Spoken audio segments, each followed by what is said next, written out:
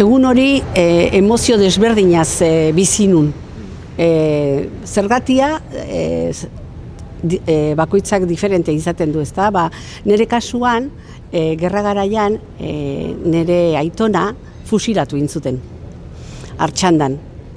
Zijoan furgoneta batekin janaria eramatea nazionala eta republikarrai, eta harrapatu zuten, eta han bertan fusilatu zuten.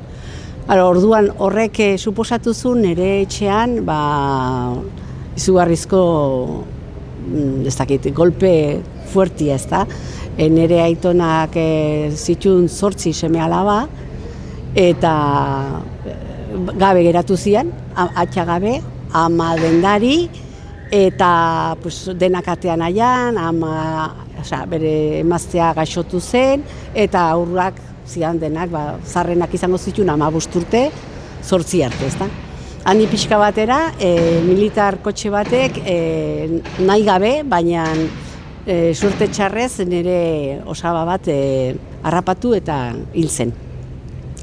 Orduan gure etxean, nire gurasoan etxean izan du da izugarrizko beldurra, ez dute kontatu gauza asko, isilik egon du dia, gezurrak esan dizkigute, noiz arte, oso berandu arte, ez dutelako txintik esan nahi, baina nire ama bere atxan eraginaz, amaren eraginaz, euskera mantendu nahi izan duzun, eta orduan gu naiz eta gaztelerazko eskola batetan juntzatik denak alazian, etxean debekatuta genuen gazteleraz hitz egitea eta euskeraz hitz egin behar izan du genuen, eta horregatik 7 seme alabak izan ditun nire amak eta 7 euskera gorde genuen.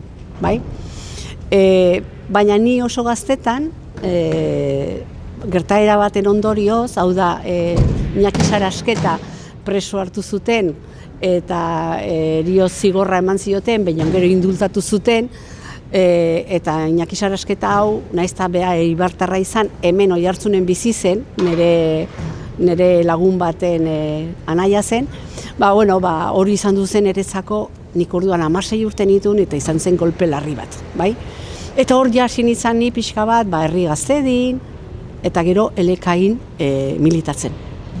Nire aita eta amak, ez zuten nahi, beldurra handia zuten, baina ni behin esan ezkio ez, nik bai ez esaten nun, eta aurrea jarraitu nun politikan, eta politika orduan, denak ilegalak zianez, izaten genuen, gordeka, izenak aldatuz, dena beldurra handiakin eginez, eta horrela geundela, gure asamblea feminista errenteian parte hartuaz, eta gauza asko eginaz, Komisiones Obrerasen sindikatuta egonaz, gertatu zen Frankorena.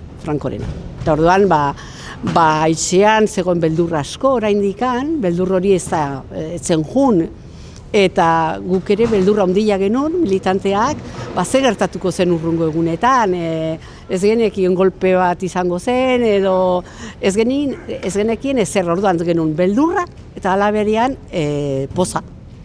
Baina ez dakit zeneke agintzen zuen gehiago, beldurrak edo pozak. Orduan jarraitu genuen urteetan eta berriz ilegalki gauzak egiten, eta horrela, eta poliki-poliki aldatzen juntzenez ere, guretzako oso berandua etorri zen aldaketa. Gu ginalako komunistak, troskistak, eta orduan hori askoz beranduago zatu da, eta gaur egun oraindikan ere, ez leheno bezala, minon ikusten dugu gure pensamentua komunista edo oso radikala dela, eta orduan gure kontra edo gure pentsamentuaren kontra arras egiten dutela, gaur egun ere. Eta orduan, hor gero sortzen zian beste gauz batzuk, baina Franko niri jotzan esan dezaket poza sentitu baina beldurra ere izan du genula eta mantendu genula denboretan. Ez egitazko aldaketa ez da gertatu. hor transizio garaian, demokrazian izenian, gauza asko aldatu dira, azkenian figura horiek, adibidez, guardia zibilak eta poliziak eta horiek pensamento berdinakik jarraitu dute, eta orduan gaur egun da, zuk borroka bat iten baduzu, berdin da pensionista, berdin da langile borroka bat, feminismo borroka bat, ez dakiz zer, ez baldin badia guardia zibilak edo poliziak ere, ordu ertzaina, asmo berdinakin, ez da, goitikan etortzen zaie agindua esanez, hori moztu berdutela, eta ez dute inugo beldurrik hori mozteko. Claro, espero dugu, naiz eta disolbitu, ez digutela tiro bat emango, minon gertatzen da, edo beste zerbait gertatu, edo kartzela sartu, ez da? Ideologiangatik, kultura desberdinangatik, gauza askongatik, guk oraindikan orain, ez dugu guretzako demokrazia behartzun bezala eta transizioa behar bezala bukatu. Hori oraindikan, eta orain ikusten da, indartu diela posizio batzuk, eta egia esan, hauek jartzen baldin badia gobernuan, alegia eskuina, atzera pauso ondiak izango ditugu. Eta hori dena izango da, ez dugulako ondo bukatu Franco garaiako egoera hori. Bakoitzean baditu bere lanak eta Saharako gaiakin ere, begira ze gertatzen ari den, ez? Hori dena Juan Carlosen garaikoa da, Francon garaikoa da, eta behitu nola dauden.